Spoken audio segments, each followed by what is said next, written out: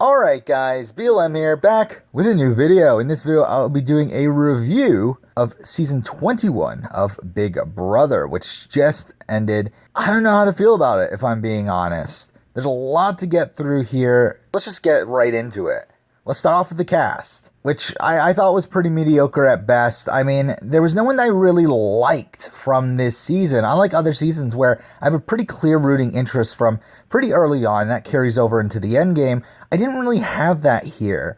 From an entertainment standpoint, most of the people that were entertaining here just weren't likable, while some of the more likable presence on the feeds, like Nicole and Kemi, just weren't that great on the show. Also, this cast just feels like misfits from the Love Island casting, with people like Sis, Bella, and Nick who just cared more about getting laid than actually playing the game. And adding them with people like Jess, who had no clue what was going on the entire time, really makes this one of the weakest casts from a gameplay perspective to me. So now everything else I want to talk about, we're going to talk about week by week, so let's just get into it.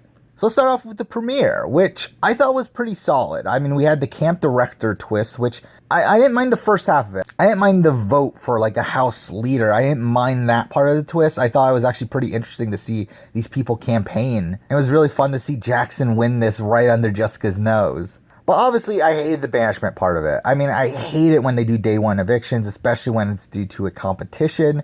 And for David to go out this way just completely sucked. And while David will eventually come back to the house as part of the camp comeback twist, I might as well just talk about David right now.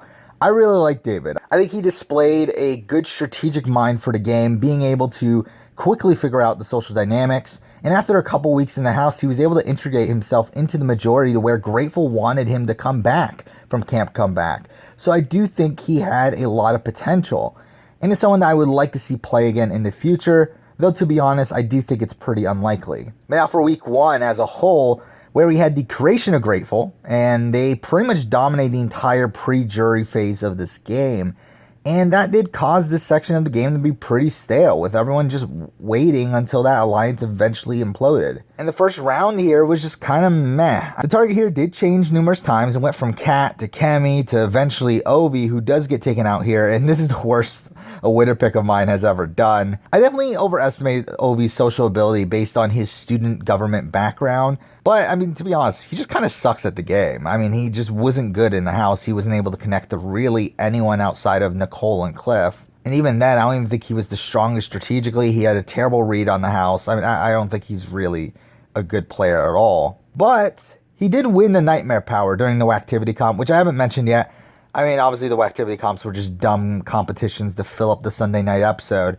But I did actually like the Nightmare Power. I think it was actually probably the most powerful of these activity powers, but it did have a major weakness in that it can't be used after the veto ceremony, which obviously is the only time that Ovi would have wanted to use it. So obviously that sucks for him. He got taken out with the advantage in his pocket, but obviously he did get to stay due to the camp comeback twist, which had the evicted house guests staying in the house. And I'm of two minds on this twist. I mean, I love the idea of seeing these early boots still on the feed, still in the house, interacting with the people that evicted them, but it really stifles the gameplay. I mean, there's no point in going against the status quo when those people are just going to stay in the house anyway and have a chance at returning into the actual game itself. So while I do think it was fun to see this one time here on this season, I don't want to see it again because, to be honest, it did cause this beginning part of the season to be pretty slow. But now for week 2, which was probably the slowest week of the entire game. I mean, I did find it hilarious when Jack won HOH after all of Twitter wanting him gone, but obviously his target was Kemi, and she does end up going home despite an attempted flip from Sam. And I really like Kemi as a person and a character on this season, but she was really terrible at the game. I mean, she trusted Bella way too much and wasn't able to integrate herself into the majority. But I do feel like she is someone that could improve upon a return, but I do think it's more likely to see her on a season of the challenge instead. I should also talk about the chaos power that Jack won, which was a useless power that all it was just allowing him to do another random draw for the veto, which was completely useless. I mean, I don't understand why this one was so weak compared to the other two. I mean, mind you, the Christy one wasn't that great either, but we'll talk about that. But this one's just so apparently weaker, but oh well. Week 3 had a lot of potential to be a good week, but Nick was an idiot and didn't pick up on the fact that Grateful had already turned on him and Bella, despite Nicole telling him that And instead, Nick and Bella completely bash Nicole for the rest of the week and target her, only for the 6 shooters to flip their votes and vote out Nick's pawn in Cliff. And overall, this was a very frustrating week. Again, there was terrible gameplay, terrible behavior all around.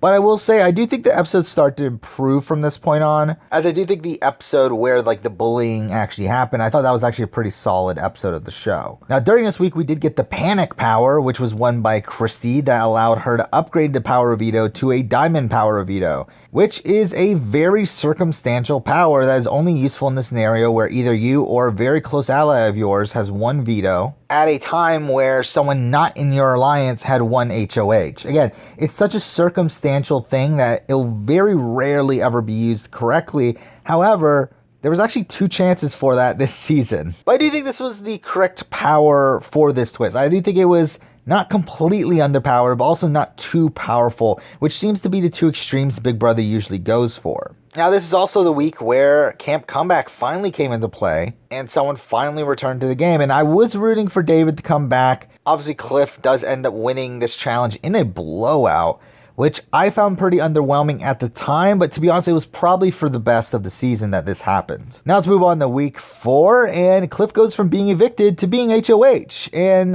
this was the high point of the season so far, where he takes his shot at the 6 shooters, he puts up Jack and Jackson, but when Jackson wins veto, obviously this is one of those points where Christy's power comes into play. And this would allow Jackson to put up Bella as the replacement nom, and they would have the numbers to get their way here. So Cliff makes a pretty controversial move here where he decides to pull up Bella himself, allowing Christy to keep her power and allow Cliff to build up this persona of a loyal player.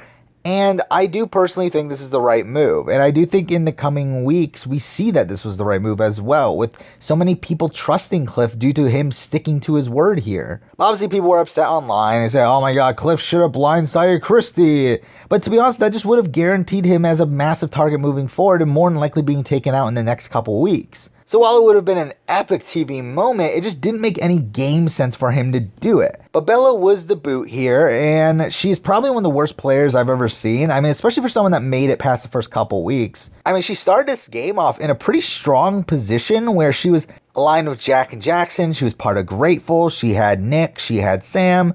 But she ruined it for herself. I mean, she openly started playing multiple sides and just blabbed information to everyone that could hear it. And she wasn't just a terrible player, she was also a pretty terrible human being in the house as well, with how terribly she treated Nicole and being completely hypocritical even after the game. So really, I'm not a big fan of Bella. Now for week 5, where we got a bit of a return to the status quo, where Holly wins HOH and targets Nick and Sam. But then Nick wins the veto in a very weird veto competition with them wrangling goats. But from that point on, the Sam boot seemed pretty predictable. But this is the week where the season finally starts to pick up, where the 6 shooters finally break up, and this leads to a long series of fights between Jack, Jackson, and Christy. And from an entertainment standpoint, this was the peak of the season. Again, this is just so much fun. From a gameplay perspective, it kicks the game into overdrive, causing a really fluid house. 3 sides that were all fighting to be the middleman that decided which side lost a member each week. It was a really fun dynamic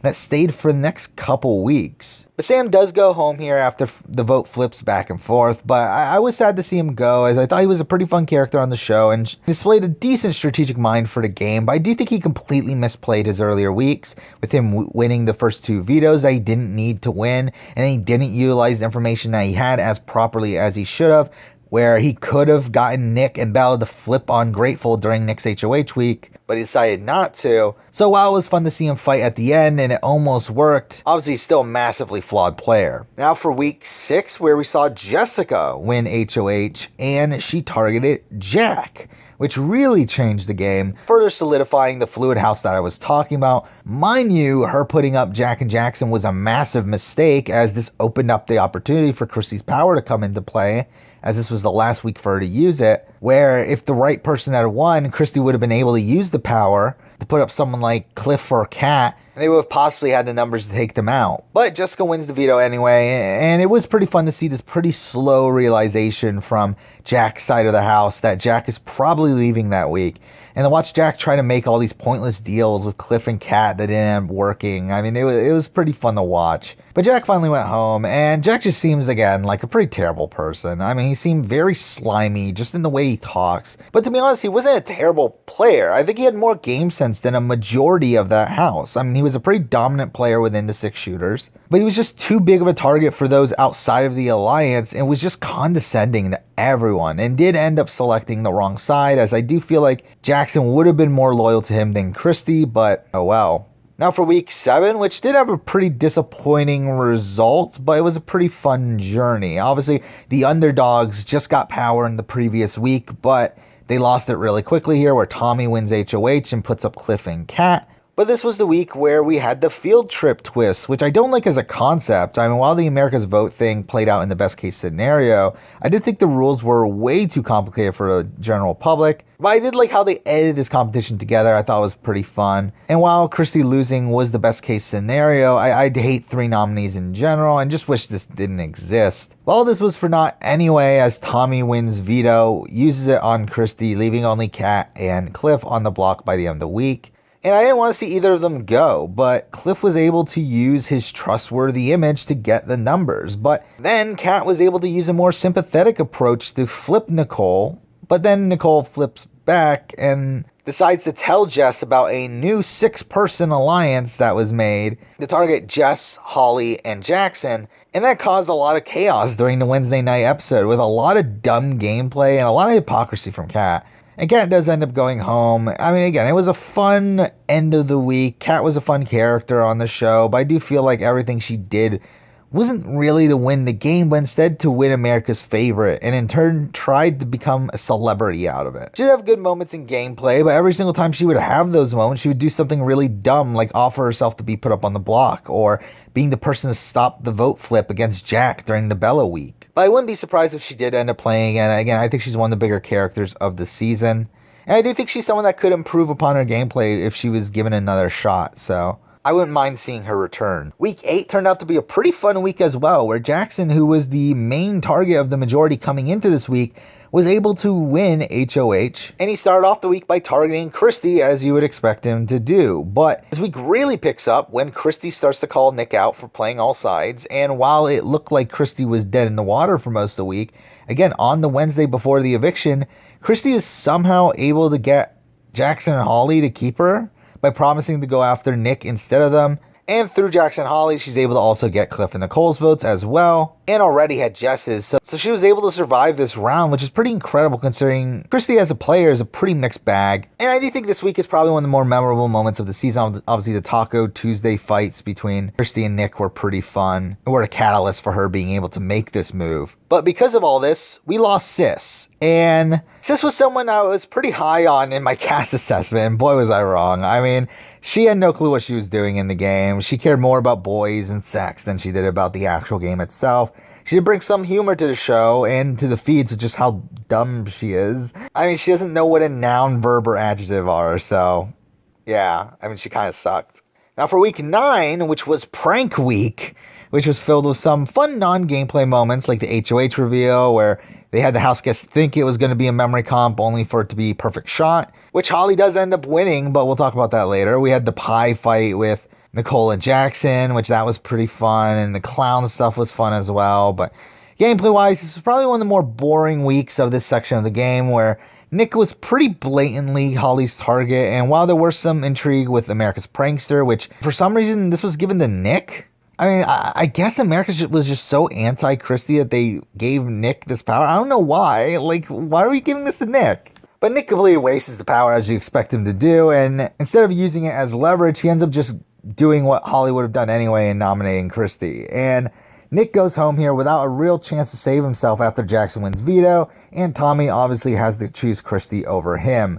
So Nick was a complete flop on this season. I mean, as a character and as a player, he had no personality in the diary room. He was a player that was given multiple golden opportunities and just wasted them. I mean, the biggest example of this was how he was in such a perfect spot after the blow up of the 6 shooters, where he was solidly in the middle of the house, but he ends up being trusted by no one because of how blatant he is with how he's working both sides. He's also a lot of the reason why Sis ends up going home, who's one of his closest allies as well. So I mean, yeah, Nick just sucks. Week 10 was a pretty interesting week where we had Jackson win the wall comp, which was pretty surprising as obviously he's a pretty big guy, but he won and made a pretty questionable decision in targeting Jess, or at least what seemed to be one at first. I mean, she was a complete non-threat in the game, but there are pros and cons to the move for Jackson, but I don't feel like he was thinking about the move correctly. Jackson and Holly thought they were in the middle here, where Christy and Tommy were targeting Cliff and Nicole, and Cliff and Nicole were targeting Christy and Tommy, but that wasn't the case. Christy and Tommy were targeting them. So obviously the initial thought is obviously they should target Christy and Tommy. However, if you really think about this move,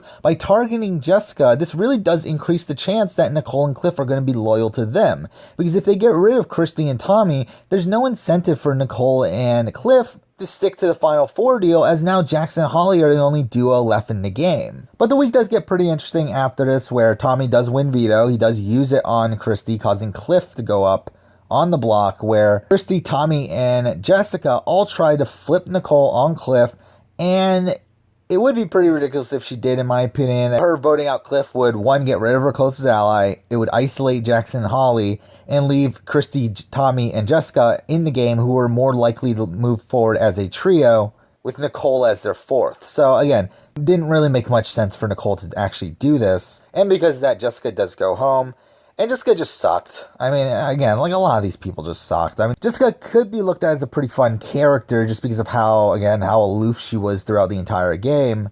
But that's pretty much it. She was pretty much aloof throughout the entire game. I mean, she was useless the entire season. I mean, the only time she actually did something was her HOH week. But even then, she played that pretty terribly, where she had people offering up information to her and she actively told them, no, I don't want it. And then she also ends up isolating Nick during that week, which isn't great. And throughout the game, she really was just oblivious to what was going on. And she was just insulted every single time she was left out of Alliance. But the reason you're being left out of the Alliance is because you're playing so poorly. I mean, I really didn't care for her this season, and I was pretty happy she didn't make it to the end, as she would have been like the perfect final 2 GOAT. But this week was also the week of the double eviction, which was not an all-time great one, but it was a pretty satisfying one. We did see Nicole finally win a comp, winning the HOH. Now, I don't think she really needed this comp to survive, but obviously she needed to start building a resume, and we came into this Final 6 with a pretty interesting position. Kind of similar to BB18, where we were left with 3 pairs of 2, with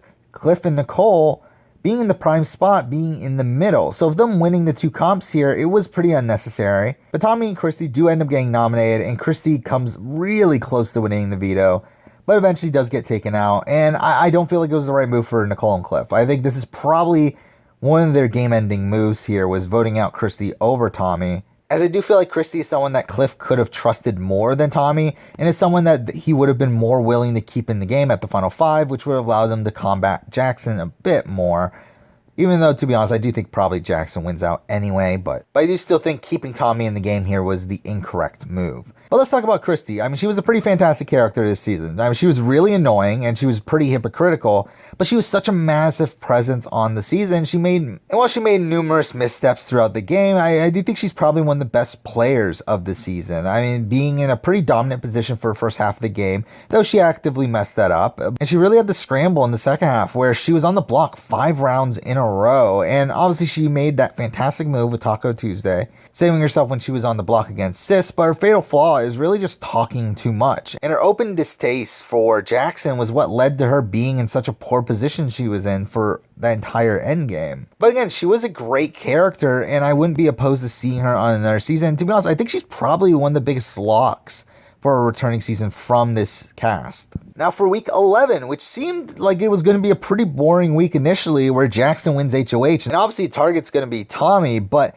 Nicole wins the veto and takes Cliff off the block, which, by the way, it was pretty dumb of Jackson not to put Nicole on the block, as obviously she was more likely to win BB Comics than Cliff, and they all knew that BB Comics was going to be the Final 5 veto, but whatever. This made Jackson have to put up Holly, leaving Cliff and Nicole as the 2 votes here. And this is a pretty big turning point of the season. This is the point where a lot of people talk about how Cliff and Nicole made the wrong move here in keeping Holly over Tommy, which I will say, I do think keeping Tommy was the right move for Nicole, but I do think it was the wrong move for Cliff. And obviously when they do eventually change their mind, it doesn't work out for Cliff, but probability wise, it was a much better scenario for Cliff, but he did actively mess it up with a mistake we'll talk about a bit later. But what ends up happening here is Jackson, out of nowhere, makes probably the best move of the season by making a proactive lie about Tommy, using the information that he heard while eavesdropping on Tommy. And using this, he's able to give enough doubt in Nicole's mind to give Cliff the leverage he needs to convince Nicole to keep Holly. And again, just the inner workings of Jackson's lie here is pretty brilliant, where again, he uses Tommy's words against him. And then he pulls Tommy into a room to make his story more believable. It's really a masterful move that takes Tommy out of the game. And Tommy is someone who had a lot of potential in this game and had the positioning to dominate this game from pretty early on, where coming into this jury phase, he had Jack, he had Sis, he had Christy, he had Nick, all in his pocket, but he lost his soldiers one by one until he was here in the endgame alone and obviously outnumbered. And I think he handled his endgame very poorly, and that's why he's in the position he was in. But also, he just couldn't win the comps he needed to win to better his position towards the endgame either. And he does go out here in a very dramatic fashion. Obviously, the massive fights between Jackson and Tommy, the constant campaigning right up until the vote. It was a really fun exit for Tommy, though also heartbreaking at the same time. Overall, I do really like Tommy, and I wouldn't actually mind seeing him play again. Now for the final 4, where I do think Cliff starts to lose his mind here. I stand by the move to vote out Tommy at 5 for Cliff, but I do think that his biggest downfall here is that he didn't play selfishly at 4. I mean, he brokered the deal with Holly to get her to throw the HOH. In doing so, gave Nicole the HOH, which sealed his fate in the situation that Jackson or Holly won veto, and obviously Jackson eventually does. And I will say, Jackson's move to get Holly to throw the veto so that she would go home in the case that Cliff and Nicole won is another example of great gameplay from Jackson, but I do think he spends the entire back half of the week playing pretty poorly, where he spends most of it blaming Cliff and Nicole for the situation that he's in, and for him voting out Cliff. And while he does try to do jury management on Cliff's way out, it still wasn't great, and his final message to him as well was just terrible. But let's talk about Cliff. I mean, Cliff is someone I did like on the season. I do think he's one of the better players of the season. I think he's someone that does understand the game from a probability standpoint and played accordingly. While many people hated his move to let Christy keep the power, it allowed him to build trust with everyone in the house and gave him credibility when making deals, and this allowed him to navigate his way through the game. But I do feel like he was a bit too loyal to his Final 4 deal. While I don't disagree with the move to get rid of Tommy at 5, I do think his move to get rid of Christy at 6 is pretty bad, as Tommy was someone that he was never going to be able to trust, and if they had taken Christy to 5 instead, keeping her around would have been a much stronger move for Cliff and Nicole, as they know that Christy and Jackson are never going to be working together. And this also puts Cliff in a better position where Nicole or Jackson could carry him to the end, and I do think he has a very good shot at the end if he was able to get there. Character-wise, he was fine. I do think his before the wife stuff was really just forced, and I didn't particularly care for it, but I wouldn't be opposed to seeing Cliff play again. I do think he's a strong player. To be honest, I don't really see him playing again. I do think Donnie is probably a more likely returnee for his archetype. Now for the final 3, HOH, where we had part 1 radically changed from its original form, where it used to be an endurance comp. Now it's a like Survivor-esque challenge with an obstacle course and a puzzle and stuff. It's really strange that this was the case. And obviously this is something that I probably should talk about, is the change in the endgame comps that has happened recently on Big Brother, where starting from BB20, they started adding a lot more physical comps. It also changed the final part of the HOH to be an actual mental comp instead of just kind of luck-based. And this allowed these competitions to be a lot more winnable, reducing the amount of randomness in these comps, which is why people like Casey in BB20 was able to dominate the challenges in the endgame. And here in BB21, we have Jackson dominate the comps in the endgame. And while it's not a change in the endgame that I would like to stay, it's obviously something that probably will. And Jackson does end up winning part 1. But something else about part 1 that I should mention is that I was surprised about how they eliminated the recap episode and instead put part 1 of the HOH in the penultimate episode, which you would think that means, oh my god, production's listening to us. They're actually doing something that the fans wanted, giving more time for the finale. But no, the finale was still really rushed. It was actually probably even more blatantly rushed than the BB20 finale, which was really strange considering they had more time. But moving on to part 2 of the HOH, surprisingly, Holly wins it was a pretty physical comp though. Again, it had a mental element to it, but it definitely was more physically demanding than it was actually mental. And because that, Nicole was completely shut out of the final part here, leading to Jackson winning the final HOH. And Nicole was pretty screwed. She gets voted out. But let's talk about Nicole. She was very clearly the fan favorite of the season. She was a really likable presence on the feeds and on the show, and just seemed like a pretty great human being all around, a very genuine person. But I don't love her game. While I do think she had a decent amount of game sense and is, again, naturally likable and also had a pretty solid social game, she was a very passive player for most of the game. She was pretty active at the beginning of the game where she was able to convince Christy to keep Kemi. She also tried to play the majority against each other during the Nixie HOH, which obviously blew up on her, and it feels like after that she has stayed in the background. She is one of only 2 players now to survive a true backdoor, but I don't feel like she had much agency in making that happen, where she herself was blindsided when she stayed. And while she was the swing vote during multiple points in the game, she never actively put herself into that position. She just landed there, and most of the time she didn't even want either of the people on the block to go home.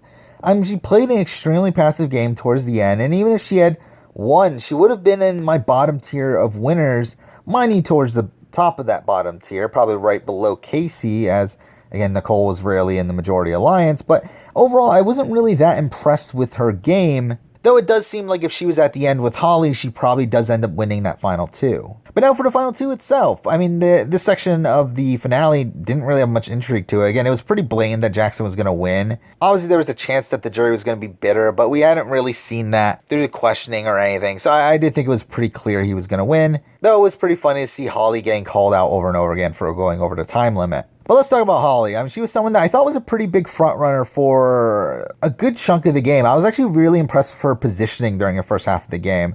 And I was really impressed with how she handled the breakup of the 6 shooters. But after that point, I feel like her and Jackson obviously ended up in the minority for a little while. And I feel like Jackson takes complete control of that duo from that point on. He pretty much drags her through the final 5. He convinces her to throw the final 4 HOH, leading to the potential of her going home if Cliff or Nicole had won the veto. So I do think she played the first half stronger than Jackson, but Jackson definitely had a better end game than her. And overall, as a character, she just was pretty boring. I don't think she really brought anything to the table. Well, then let's talk about Jackson. This is the big controversy of the season. So let me get this out of the way. He doesn't seem like a great human being. He's very aggressive. He seems to have implicit biases. But when it comes to the game, I think he's very clearly the best player of the season. He's a great all-around player, but someone that has faults in almost every aspect of the game. Obviously, he was one of the best physical players in the history of the show with a very impressive comp record. But mind you, he was greatly benefited by the modified endgame. But still, he was able to win all types of competitions, from physical to endurance to mental. His social game is pretty underrated by a lot of the fan base, where he was well liked in the house for a good chunk of the game, but he would have a really aggressive side where he would just turn off people like Kat, Sis, and Christy. His strategic game was very impressive at points, with him winning the camp director vote, his lie at the final 5, him convincing Holly to throw the final 4 HOH. Again, all impressive moves, but again, he had a lot of poor reads on the house, like thinking Tommy and Christy were on his side at the final 7, and not seeing that Jack was more loyal to Tommy and Christy than he was to him. A major knock for him, for me as well, is also the fact that he needed to win a good chunk of those comps in the mid-game. Now, I do think he plays the endgame pretty well, where he didn't really need to win a comp in the endgame until the final 4 HOH. And also, he didn't really need to win a comp at the beginning of the game either, but a lot of that middle section, it was necessary for either him or Holly to win those competitions, and that is a downside. But I do think he's clearly the best player of the season. He definitely would have gotten my vote if he was against Holly. I think he definitely played more aggressively than her, played a more active game. I was happy that he did end up winning that final 2, as I do feel like it's a return to form for Big Brother after a series of bitter juries. But where's he rank as a winner? Again, he's not super high. I mean, he is a capable player. I think he's probably a better player than he is a winner. He did need a lot of comp wins, and he did have some poor jury management, but he did also do a lot of his game from out in front, and that's something that we rarely see in Big Brother. So I do think I would place him probably in the middle tier, as he was out in front, but at the bottom of that tier due to all the downsides that I've already talked about. Now, another thing I want to talk about Jackson before we move on is the fact that a lot of people keep on talking about how, oh, this game was rigged for Jackson, and I just think that's one of the dumbest things ever. And why would they want to rig the game for the most hated person on the season? Like, it makes no sense. Now, I do think that the recent changes that Big Brother has taken do benefit Jackson as a whole. Obviously, as I said, the change in the end game comp structure really benefits Jackson. But there's no way they're rigging these comps for Jackson. There's no way they're rigging the game as a whole for Jackson. Yes, they are accommodating to him. Again, I do think, obviously, giving him all the watermelons that he requested, that's obviously them accommodating for him. Obviously, there's the things that people are saying, oh my god, he cheated. Jackson cheated because of the eating in the shower and stuff. And it's like, I mean, yeah, that's not great, but I really don't care. I think have and have-nots are the dumbest thing on Big Brother anyway. I don't know why they're even a thing anymore, considering no one cares about it. So while it's obviously not great that he's breaking the rules, it's not something I even care about, really, in the slightest. I feel like all this controversy around Jackson and his cheating and the rigging is just because people don't like him. People are just upset at the result of the game, and they take it out on the credibility of Jackson's win. So that's the entire season. So let's talk about BB21 overall. I mean, it's a season of two halves, where the first half sucked, where a good chunk of the more likable people go home early and Grateful or the 6 shooters just dominate. But the second half really picks up with some of the most dynamic gameplay we've seen on Big Brother in a while. And we did get some really great moments like Taco Tuesday and Jackson's Lie. But I was trying to find a spot for it on my season rankings, and I really do feel like it comes pretty close to the bottom. I mean, I don't feel like this season will stand the test of time for me. I think kind of similar to BB Can 6, where that was also a season with really fun, dynamic gameplay.